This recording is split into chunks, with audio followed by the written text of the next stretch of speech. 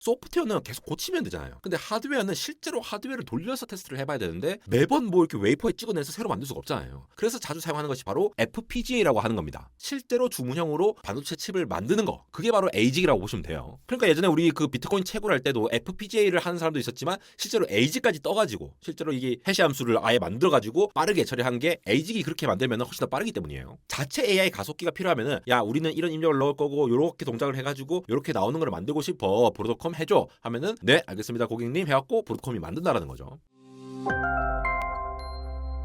네 여러분 반갑습니다. 안대공학 에러입니다. 최근에 브로드컴이라는 회사에 대해서 여러분들이 질문도 주시고 사실 제 주변에서도 대체 뭐 하는 회사냐, 왜 AI와 관련이 있지, 왜 주가가 오르지, 이런 질문들을 많이 해주셔가지고 이 브로드컴이라는 회사는 2000년대부터 굉장히 주목을 받았던 회사거든요. 잠깐 인기가 떨어졌는데 최근에 다시 이렇게 주가를 올리는 이유를, 실제로 얘네들이 뭘 하고 있는지를 좀 이렇게 자세히 기술적으로 어떤 내용을 하고 있는지를 좀 설명을 드릴까 해서 오늘 한번 준비를 해보았거든요. 그러면서 반도체 관련된 설계 지식들도 같이 챙겨가시기 바랍니다. 그럼 시작하도록 하시죠. 먼저 구글 트렌드를 통해서 지난 20년 동안의 이 브로드컴이라는 회사, 파란색입니다. 빨간색은 마벨이고 나중에 좀 설명드릴게요. 브로드컴이라는 회사가 이전에 엄청나게 이렇게 관심이 많은 때가 있었습니다. 이때 2000년대에 어떤 일이 일어났느냐 가만히 생각해 보시면은 이 브로드컴이라는 회사가 반도체 그리고 이 인프라 소프트웨어 솔루션을 제공하는 기업이다, 이렇게 얘기를 하고 있는데 이 말이 좀 안 와닿잖아요. 그래서 핵심 사업으로 나누면은 반도체 솔루션이랑 소프트 솔루션 이렇게 두 개 나눠지는데, 훨씬 더 이전에 20년 전으로 돌아가서 살펴보시면은 기본적으로 이 반도체 솔루션이라는 쪽에서도 특히나 무선 통신용 칩셋, 유선 통신용 칩셋, 그러니까 여러분들 아시는 와이파이나 블루투스 아니면 GPS 또 이더넷 이런 거 있잖아요. 뭐 이제 랜하고 그때 한참 이렇게 유승준 나와가지고 나는 메가패스 하고 그렇게 하면서 빠르게 인터넷이 보급됐잖아요. 우리나라 같은 경우에는 그렇게 전 세계로 이렇게 퍼져나가던 시절에 이 통신용 칩셋을 중심으로 성장을 했던 기업입니다. 그래서 이제 케이블 모뎀뿐만이 아니라 뭐 DSL 모뎀이라든가 아니면 여러 가지 네트워크 프로세서 있죠. 네트워크도 이제 패킷 처리하고 이렇게 하면 또 프로세서가 필요하기 때문에 이러한 고성능 프로세서를 기반으로 반도체를 설계를 하는 이런 핵심 역량을 키워온 기업이라고 볼 수가 있는데요.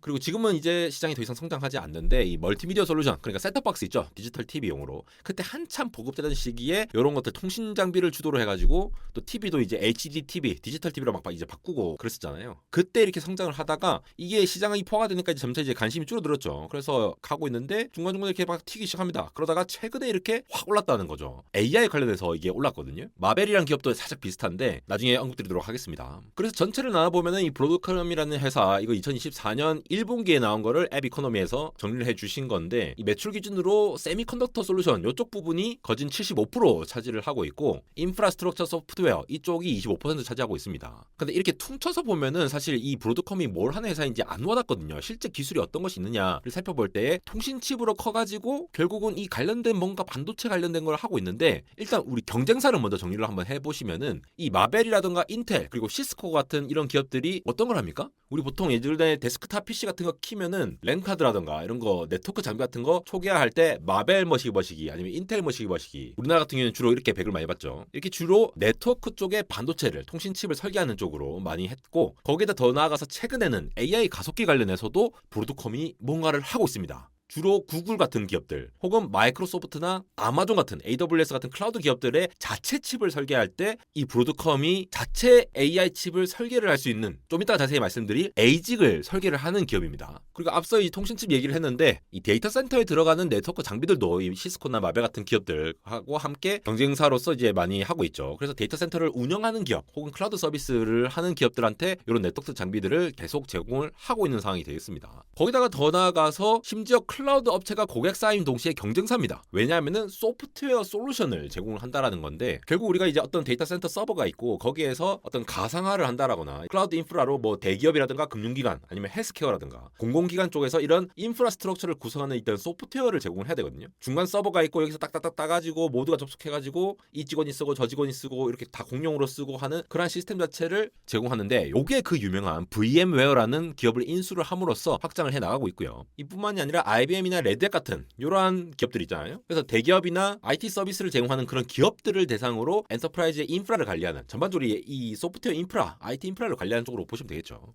이렇게 네 가지, 다섯 가지를 이제 나눠 가지고 보면은 브로드컴이 기본적으로 통신 칩셋을 시작으로 해가지고 반도체 설계 능력을 가지고 있고, 그래서 ASIC이라는 주문형 반도체를 만들 수 있다라는 거. 요거를 좀 더 살펴보면 좋을 것 같아요. 우리가 보통 어떤 칩을 만든다라고 했을 때에 흔히 이제 베릴로그라고 하든가 아니면 VHDL이라고 하는 HDL, 하드웨어 디스크립션 랭귀지라는 걸 씁니다. 대학교 때 이제 전자과 나오면은 컴퓨터 아키텍처 시간에 HDL로 이렇게 막 설계를 해가지고 실제로 이 하드웨어를 설계를 할 건데, 예를 들어 클락이 왔다 갔다 할 때에 어떤 클락마다 어떤 동작을 시켜라, 더하기를 해라, 더하기 한 거를 메모리에 저장해놔라, 다음 클락에는 뭘 해라, 아니면 클락이랑 상관없이 어떤 사건이 발생하면은 에이싱크로너스하게 뭔가를 해라, 이러한 RTL 설계를 한다라고 하는데요. 그런 하드웨어를 디스크립션하는 프로그래밍 랭귀지가 이 HDL이라는 랭귀지인데, 그렇게 설계를 하고 나면은 이 우리가 생각해 보면은 소프트웨어는 계속 고치면 되잖아요. 근데 하드웨어는 실제로 하드웨어를 돌려서 테스트를 해봐야 되는데 매번 뭐 이렇게 웨이퍼에 찍어내서 새로 만들 수가 없잖아요. 그래서 자주 사용하는 것이 바로 FPGA라고 하는 겁니다. Field Programmable Gate Array라고 하는 건데, 지금 이제 게이트 어레이라고 표현된 게 이게 이제 행렬처럼 어레이 구성으로 쫙 나열되어 있고, 이미 로직이라든가 아니면 이제 이게 IO라든가 이런 것들이 다 미리 구성되어 있고, 얘를 어떻게 삭삭삭 바꿔 끼워 넣느냐에 따라서 하드웨어가 이렇게도 움직일 수 있고 저렇게도 움직일 수가 있어요. 그래서 우리가 실제로 짠 거를 하드웨어 디스크리션 랭귀지로 실제로 짠 게 어떻게 잘 구현이 됐느냐, 어떤 입력을 넣었을 때 제대로 나오냐를 실제로 하드웨어로 클락을 돌리면서 테스트를 해볼 수 있거든요. 물론 요거는 클락 속도가 굉장히 낮습니다. 그래서 저는 대학교 때 이 알테라 걸 썼는데 이게 교육용으로 많이 쓰이죠. 근데 보통 기업들은 자일링스를 많이 씁니다. 자일링스는 AMD가 인수를 했죠. 그래서 이러한 FPGA 칩 안에다가 실제로 우리가 하드웨어를 어떻게 설계를 해서 프로그래밍 하면은 그대로 딱딱딱딱 만들어져 가지고 하드웨어를 테스트를 할 수 있는 거죠. 그러면 그렇게 해서 설계된 것들을 실제로 주문형으로 반도체 칩을 만드는 거, 그게 바로 ASIC이라고 보시면 돼요. FPGA랑 좀 다르죠. ASIC 레이아웃을 보시면 사실 이런 것들 보시면 되는데, FPGA는 실제로 이렇게 되는 게 아니에요. 어떤 로직을 어디에 배치를 하겠다, 인풋 아웃풋이나 메모리를 어디에 배치를 하겠다, 이런 것들은 FPGA에서 할 수가 없어요. 정확하게 말하면은 FPGA는 이미 어떤 고정된 위치에 칩이 다 만들어져 있잖아요. 근데 ASIC이라고 하는 거는 FPGA에서 검증되었던 어떤 특정한 어떤 하드웨어 설계 내용을 실제로 라우팅도 하고 어떤 패키지는 어디에 배치를 하고 하면서 실제 이 주문형으로 완전히 이렇게 딱 만드는 거예요. 그래서 브로드컴 같은 경우에는 빅테크들이 자체 AI 칩을 만든다, 혹은 그뿐만 아니라 더 여러 가지 ASIC 칩을 만든다라고 했을 때, 우리가 이런 걸 원하니까 이런 거를 만들어 줘라고 했을 때 이거를 만들 수 있다라는 거죠. 거기에 더해서 네트워크 프로세서라든가 다양한 그런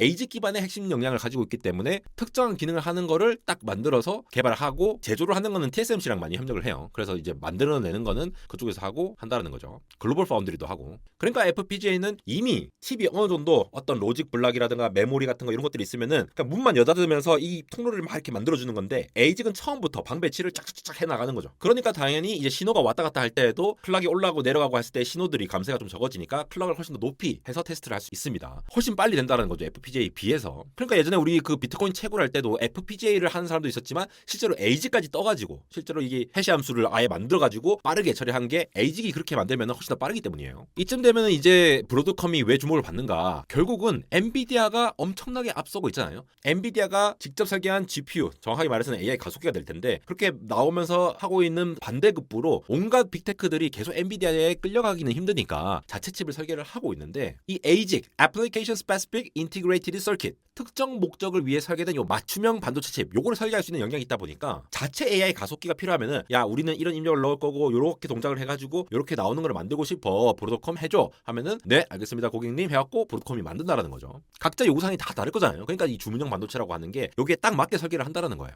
보통 구글의 TPU를 제가 브로드컴에서 설계를 했다라고 알고 있고, 아마존이나 마이크로소프트 같은 경우에도 컨택을 하고 이렇게 했던 걸로 알고 있습니다. 이건 나중에 찾아볼게요. 요것과 비슷한 역할을 하는 게 또 이제 마벨 같은 기업인데, 마벨에서도 뭐 아마존이라든가 이쪽에 대응해가지고 만들고 있다고 들었습니다. 결국 충분히 많은 캐파로서 주문형으로 반도체를 설계를 할 수 있는 역량을 가진 그 기업이 브로드컴이라는 거고, 그래서 최근에 주목을 받고 있다라는 거죠. 거기다가 브로드컴은 VM웨어라고 요 인수를 했죠. 클라우드에서 이제 가상으로 이렇게 딱딱딱 띄워가지고, 예를 들어 윈도우도 여러 개 띄우고 맥도 여러 개 띄우고 리눅스도 여러 개 띄우고 이런 식으로 할 수 있는 가상화된 머신을 버추얼 머신이잖아요.